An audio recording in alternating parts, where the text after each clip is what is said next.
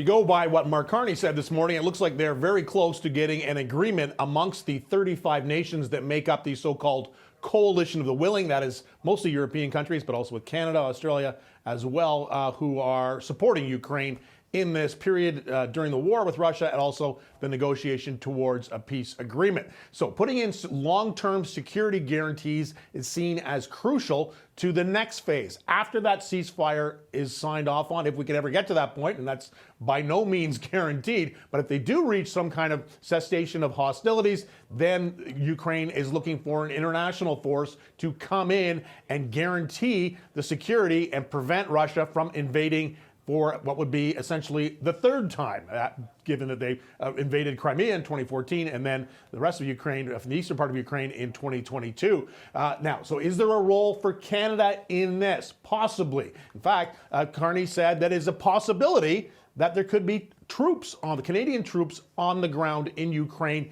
in that role as a deterrent to future Russian aggression. But there's also a question with the Canadian forces about readiness. Do they have the resources? Do we have enough troops? Keeping in mind, we have an entire battalion of troops currently in Latvia on a NATO mission deployed there. So do we have enough bodies to staff this if we can get to a peace agreement? This is what the Prime Minister had to say about that this morning.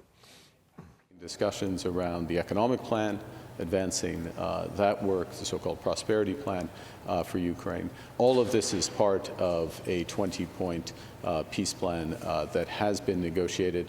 I will use the assessment of President Zelensky that, in effect, in his judgment, we are 90% of the way there to peace. The final elements need to be negotiated on a tripartite basis, United States, Ukraine, and Russia.